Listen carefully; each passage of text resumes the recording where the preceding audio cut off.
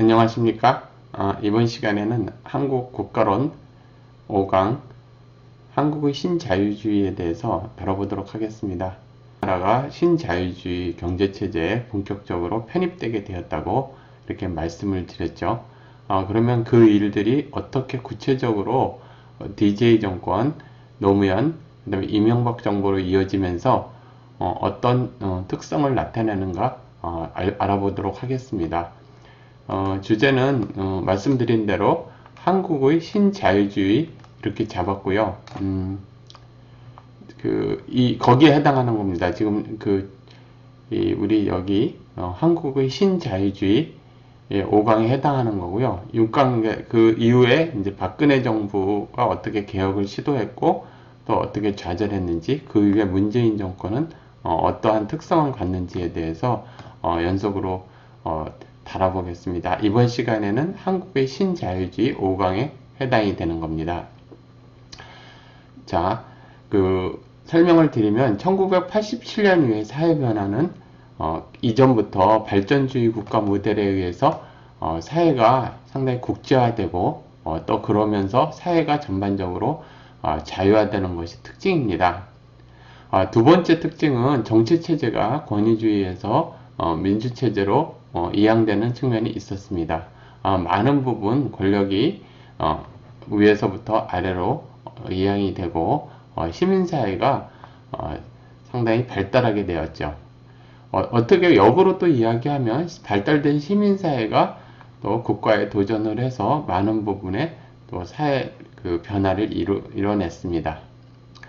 그런데요, 좀 중요한 문제가 뭐냐면 외부로부터는 신자유주의 체제에 편입이 되어야 했고 또 내부로부터는 자유화와 민주화의 요구에 있어서 그 당시 DJ 정부, 그 다음에 노무현 정부, 그 다음에 이명박 정부에서 국가 역할을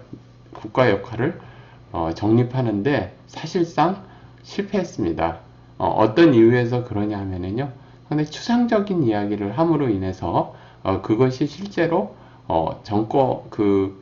실제 정책으로 다 이어지는 데는 상당히 많은 문제가 있었고요. 상당 부분 후반부부터는 인기 영합으로 가면서 사회가 상당히 혼란에 빠지게 됐습니다. 이전에 발전주의 국가 모델로 다시 돌아갈 수도 없고, 그렇다고 서양에 있어서의 신자유주의 체제를 완전히 채택할 수 있는 그러한 여건이 있는 것도 아니고, 그러는 상태에서 국가 역할이 어떻게 앞으로 설정해야 하는가, 그리고 한국은 어디로 가야 하는가에 대한 구체적인 그러한 방향 제시가 미흡했습니다. 그런 상태에서 사회는 극도로 다양해지고 또 많은 부분의 요구가 이루어지면서 재정 적자, 그러니까 정부 부분의 방만한 운영과 공무원들의 무사한 일, 그리고 사회 각계각층의 만연된 부정부패로 인해서 재정 적자, 그리고 국가 부채, 그리고 방종, 이러한 부분들이 더욱 두드러지게 나타났습니다. 한편으로 우리나라의 좌파 운동권이 본격적으로 DJ 정부부터 이렇게 대도권으로 진입을 하면서 노무현 정부 때 더욱더 심하게 되었죠. 이후에 문재인 정부에 있어서는 말할 것도 없이 비주류 세력이 주류 세력이 되었기는 하지만 그 부분 오늘 내용이 아니니까요. 그러면 해서 전문성보다는 인기 영합, 또 그러면 운동권 논리로 인해서 사회가 극도로 혼란 상태, 그리고 사회가 이렇게 질서 있게 국가 역할을 잡아나가지 못하는, 그러니까 전문성이 결여된 상태에서 인기 영합과 그 다음에 발전주의와 신자유주의의 애매한 중간점 위치에서 나아간 과도기적인 시기라고 이야기할 수가 있습니다. 그럼에도 불구하고 이 시기를 한국식 신자유주의라고 이야기를 할 수가 있습니다. 말씀을 드렸듯이 구체적으로 직접적인 계기는 IMF 환란이죠. 그렇지만 그 이전서부터 세계 경제가 신자유주의 경제 체제였기 때문에 우리나라도 IMF 환란을 겪지 않아도 신자유주의 체제로 편입될 수밖에 없었을 겁니다. 그런데 좀 더 그 경제 위기를 통해 가지고 좀 더 급격하게 좀 더 어떻게 보면은 굉장히 급진적으로 이렇게 IMF 체제로 이행됐다고 볼 수가 있죠. 시기적으로는 말씀드렸듯이 DJ 노무현 MB 정부의 시기고요.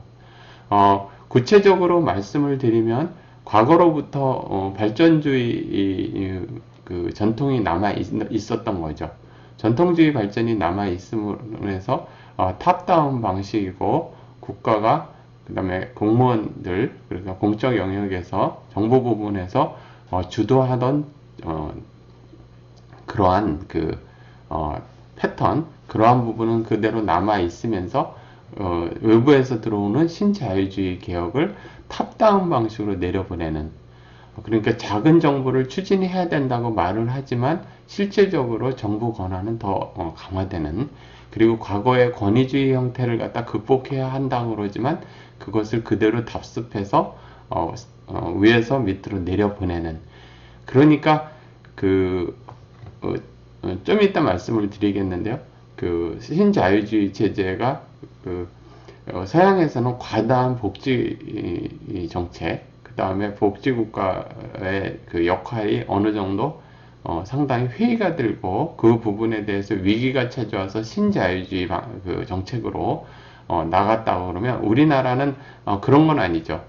우리나라는 그러한 과다한 복지국가 모델을 경험한 적이 없었기 때문에 발전주의를 통해서 국가 발전이 됐고 그러한 그 국가 중심의 발전주의 형태가 어떤 부분에 있어서는 상당히 정부의 권위주의적이고 탑다운 방식이고 이러한 방식에 있어서의 이제 국가 역할을 문제가 된 거죠. 그런 양쪽의 차이가 있기 때문에 그 이유로 해서 신자유주의 개혁도 위에서 밑으로 내려오게 된 겁니다. 이러한 특징을 그러니까 한국식 신자유주의라고 말씀을 드릴 수 있습니다. 정확히 말씀드리면 발전주의 국가의 신자유주의 정책 추진 이렇게 되는 거죠. 그러니까 발전주의 형태가 변화하는 형태 중에서 한국형 신자유주의라고 말씀을 드릴 수 있습니다.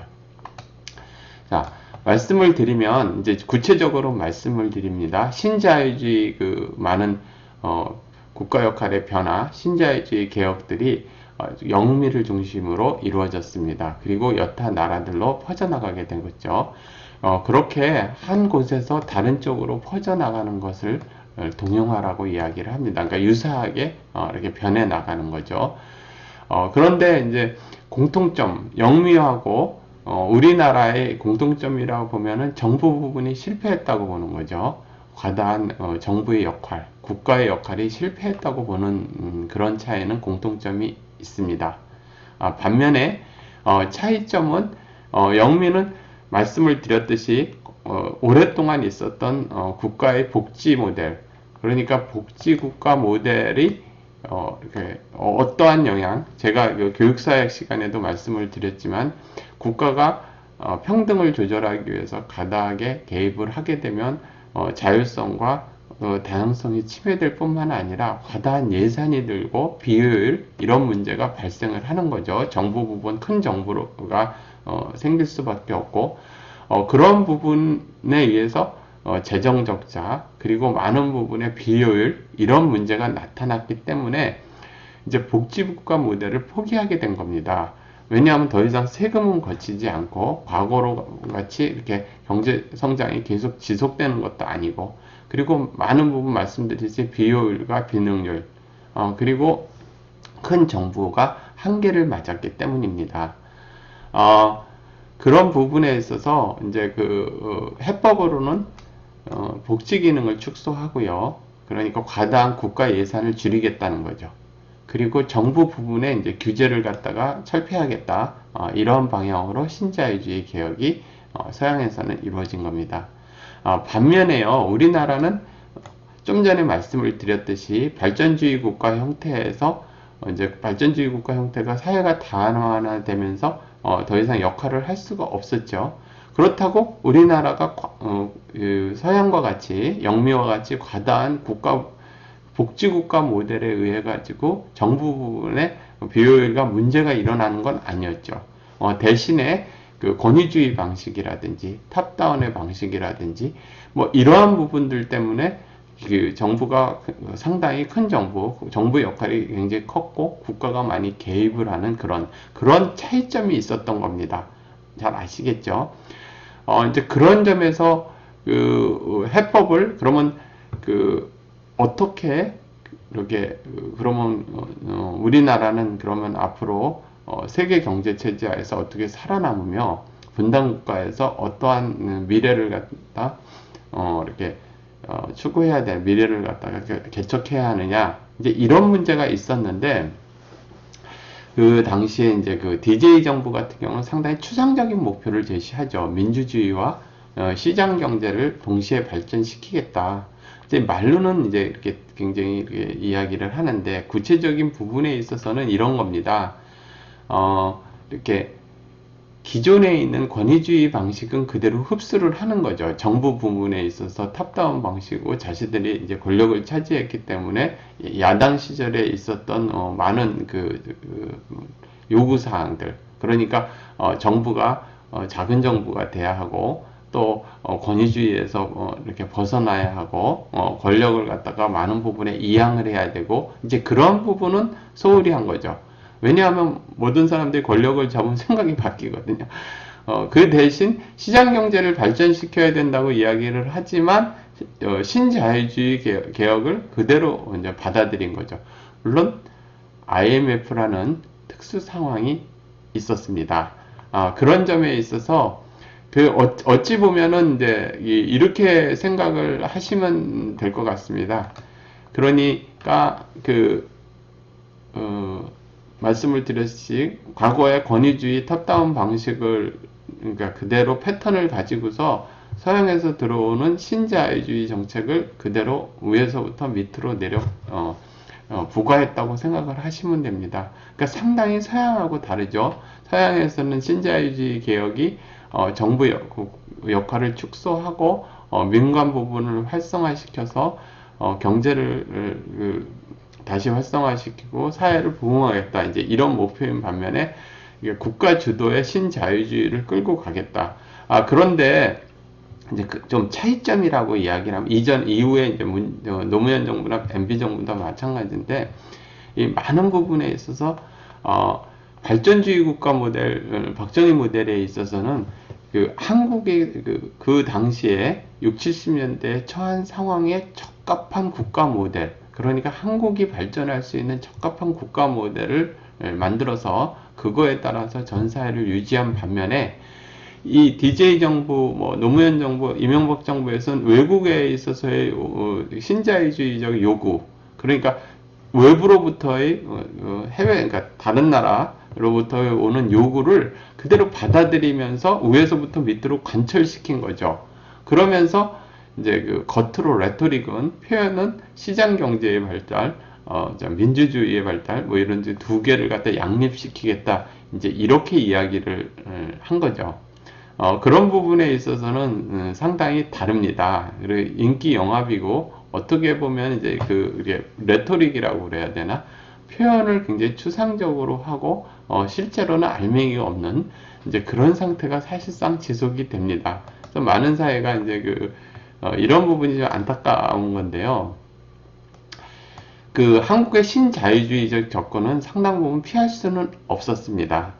그런데 말씀을 드렸듯이 차이점이라고 이야기를 하면, 영미와 우리의 차이점이라고 이야기를 하면은요, 영미는 오랫동안 복지국가 모델, 특히 유럽의 복지국가 모델이 실패해서 신자유주의로 돌아온 거였죠.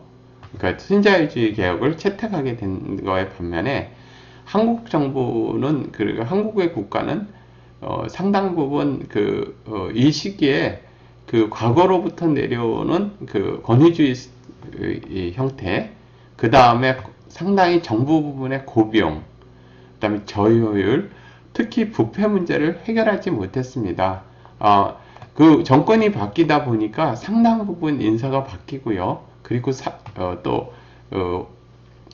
많은 부분에 있어서 구조조정이라든지 또 사회가 급격하게 변하잖아요. 공적 자금을 투여하고 은행의 부실 채권을 정리하고 또 그리고 산업 부분에 있어서 많은 부분을 새롭게 개편하고 이러는 과정에 있어서 새롭게 정권 교체가 된 사람들에 의하는데 두 가지 특징이 있었습니다. 이 사람들이 상당히 좀 부패한 사람들이고 두 번째는 전문성이 굉장히 떨어진 사람들이었습니다. 왜냐하면 만년 야당만 하던 사람들이기 때문에 그 부분은 이제 나중에 문재인 정권에 가서는 말을 할 수 없을 정도로 다 비전문가들 거의 뭐 운동권 세력이 형성을 합니다. 이러한 그 움직임이 이제 요 시기에 DJ 정권과 특히 노무현 정권 때부터 이제 나타나기 시작을 하는 거죠. 많은 부분은 이제 과거에 운동권 출신들이 그 DJ 정권에 일부 들어오고 노무현 정권 때 상당 부분 들어오고 문재인 정부에 전면에 서게 되거든요, 완전히. 그런데 그 특징이 두 가지입니다. 무능과 부패. 이 부분이 이제 여기서 나타나기 시작을 했다고 이렇게 볼 수가 있습니다. 그래서 결론적으로 좀 정리해서 말씀을 드리면은요. 기존의 이제 권위주의 통치나 행정 패턴은 그대로 답습이 됐고요. 그 다음에 외부로부터 들어오고 외부의 요구사항을 갖다가 들어줄 수밖에 없는 신자유주의 정책을 도입을 했고요. 그것이 이제 패턴이 다르는 거죠. 위에서 밑으로 꽂는 그러한 신자유주의 정책. 그러면서 또 이렇게 정치인 출신들, 비전문적인 정치인 출신들이 세상을 주도하다 보니 인기 영합주의 정책으로 이렇게 특히 나가게 된 겁니다. 특히 DJ 노무현 정부 때 이러한 특징이 굉장히 이제 두드러지게 된 거죠.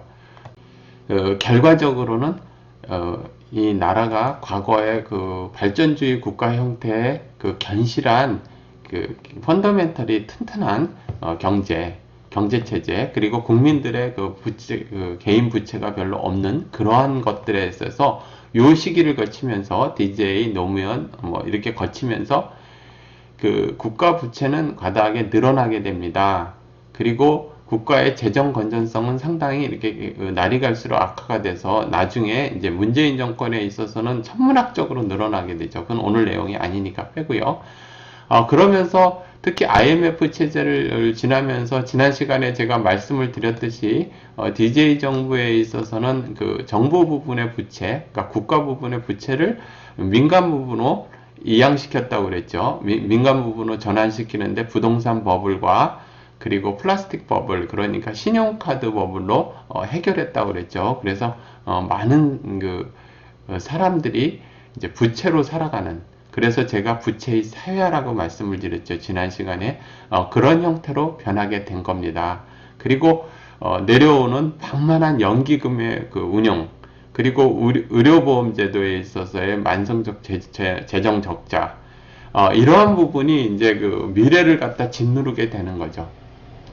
그러면서 또 한편으로는 사회가 좀 이렇게 나아져야 되는데요.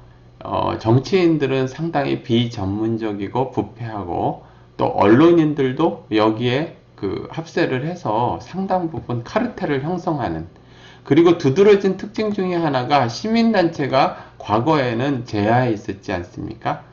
그러던 것이 이제는 전면으로 나서면서 이 사람들이 이제 정치권으로 들어간 거죠. 과거에 시민단체에 있었을 때는 사실상 이 사람들이 세상 일을 잘 몰랐을 겁니다. 그런데 이제 들어와 보니까 비전문적이고 그러면서도 이제 부패 세력이 돼버린 거죠.